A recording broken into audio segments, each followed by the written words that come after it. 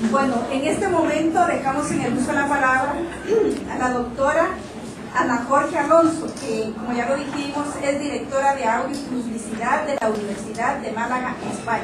Así es que, bienvenida, doctora. Muchas gracias. Bueno, quería dar las gracias a la Universidad de San Carlos, especialmente al Instituto Universitario de la Mujer y a la Coordinación de Extensión Universitaria de la Escuela de Comunicación. Las personas de la profesora Estrada, Chaito, y de Patti Galicia, que ha venido a acompañarnos por parte del Instituto Universitario de la Mujer. También quería dar las gracias a la dirección de la escuela por acogernos, y sobre todo quería darle las gracias a ustedes por estar esta tarde escuchándonos. Yo voy a hacer una breve introducción. Mi compañera Inma va a hablar después un poco de cómo están los planes de estudio ahora mismo en España, y yo voy a acabar también, después que ella hable un poco la incorporación de las mujeres al mercado de trabajo en comunicación. Pero nos parecía interesante, antes de empezar a hablar sobre la realidad concreta en este momento, hacer un poco de historia, ¿no? De lo que ha sido la historia de los estudios de género y luego más específicamente de los estudios de género y comunicación. Los estudios de género, bueno, eso debo decir que eso es una palabra, género es una palabra que se traduce del inglés, que no significa exactamente lo mismo que en castellano, el concepto gender. Entonces, nosotros preferimos utilizar estudios con perspectiva de género en vez de estudios de género, porque los estudios de género abarcan algunas cuestiones que no es lo mismo que los estudios con perspectiva de género. O también el tradicional nombre, que es también una traducción del inglés, pero que en castellano existe lingüísticamente, que es estudios de mujeres. Yo prefiero, personalmente, decir que me dedico a estudios de mujeres, aunque utilizo el término género y la categoría género porque es muy útil a la hora de investigar, pero para englobarlo prefiero utilizar el concepto. Voy a contar brevemente, intentar brevemente explicar de dónde sale todo este tema. Bueno, este tema sale del movimiento feminista internacional y tiene, digamos, la historia de la lucha de las mujeres.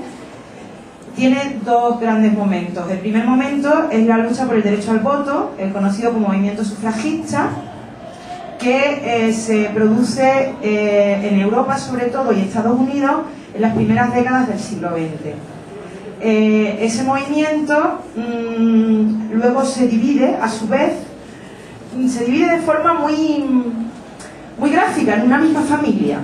En la misma familia, Denise Pankhurst, que fue la líder del movimiento sufragista inglés, tuvo dos hijas, y una de ellas optó por una corriente vinculada al feminismo, digamos, liberal.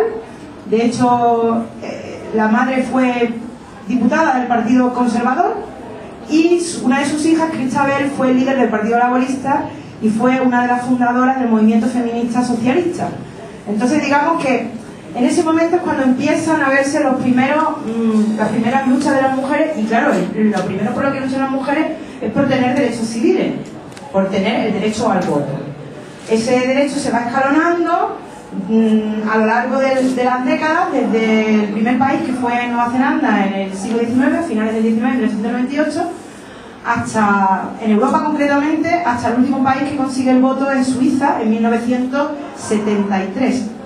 De hecho, los suizos tienen que conceder el voto a las mujeres porque son amenazados de ser expulsados de los organismos de derechos humanos, tanto europeos como internacionales.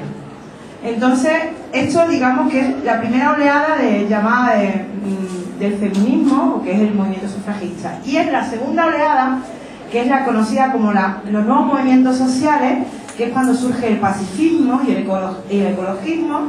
Es cuando, en los años 60, con dos precursoras, que son Betty Friedan, norteamericana, y Simone de Beauvoir, francesa, pues ahí, en ese momento, en ese momento, en esa segunda oleada, es cuando surgen los llamados estudios de mujeres, o en inglés Woman Study.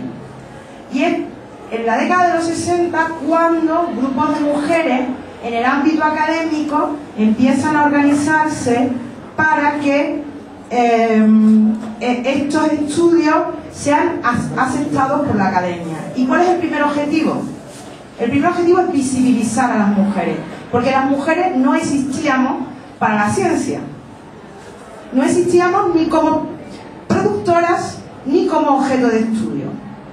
Entonces, la primera tarea que asumen las feministas en el ámbito académico es, ya digo, visibilizar a las mujeres. Y claro, eso inmediatamente nos lleva a los estudios de comunicación, porque lo primero que es una de las primeras preguntas que se hacen las mujeres feministas del ámbito académico es ¿qué imagen hay de las mujeres? Y entonces se analiza, digamos, el discurso político, el discurso académico, el discurso mediático. Entonces, esa es, digamos, el primer tramo, porque desde la comunicación se aborda no solamente el análisis del discurso mediático, sino también del propio discurso académico y del discurso político e incluso del discurso social, que es el que, digamos, lo que se llama opinión pública, ¿no? Que es el constructo de los diferentes discursos, ¿no? Y esta primera fase, que todavía continúa, empieza en distintos países. En Francia y en Estados Unidos, donde se hace con más fuerza. Después, en Italia, hay un movimiento fuerte encabezado por las mujeres del PC, del Partido Comunista de Italia, que empiezan a estudiar determinadas cuestiones que no se habían, digamos, que ponen sobre la mesa una cuestión que no se había visto antes, que es el tiempo de las mujeres.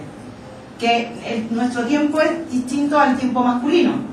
Digamos, por ejemplo, voy a poner un ejemplo que creo que es muy claro. Esa masculina costumbre de tener reuniones a las 7 de la tarde, en España, por ejemplo, que empiece la reunión a las 7 de la tarde, es que, y nos preguntamos las mujeres, es que los hombres no tienen vida privada, es que no tienen familia, es que no quieren salir con sus amigos. Esa compartimentación entre la vida privada y la vida pública, bueno, pues ya digo, eso fue una incorporación que luego fueron sumando los distintos ámbitos, tanto del movimiento feminista como de la academia de los distintos partidos europeos, pero pusieron en su principio las mujeres del Partido Comunista de Italia sobre la mesa, ¿no? Y ya un poco para terminar este recorrido, bueno, en España, lógicamente, todo esto no se produce hasta después del fin de la dictadura de Franco. Después de muerto Franco y de promulgada la Constitución, porque hasta ese momento las mujeres no teníamos los mismos derechos legales que los hombres. En España también hemos sido menores de edad legal hasta la promulgación de la Constitución que tenemos ahora vigente, del 78. No hemos sido iguales en derechos a los hombres. Y desde el 78 lo que sí que debo reconocer es que hemos corrido muy rápido, aunque a nosotros nos parezca lento, pero con respecto a otras realidades hemos ido muy rápido y hemos ganado muchas esferas, muchos espacios, y también en el ámbito académico. Todavía nos queda mucho, pero bueno, por ejemplo, en nuestra universidad tenemos una rectora y la mitad del equipo de gobierno, hay el mismo número de vicerrectores que de vicerrectoras. En el ámbito, digamos, de lo simbólico, de la participación de las mujeres, que ese es el más básico. Yo digo siempre que tenemos que tener el mismo derecho a la incompetencia que los hombres. Cuando podamos ser igual de incompetentes que los hombres y no nos juzguen más duros que a ellos, pues entonces habremos conseguido la igualdad. Porque parece que una incompetencia de una mujer es 10 veces criticada, y la incompetencia masculina es como asumida. Entonces, yo muchas veces bromeo con eso, que lo que exijo es el mismo derecho a la incompetencia que tienen los hombres. Y para un poco finalizar esta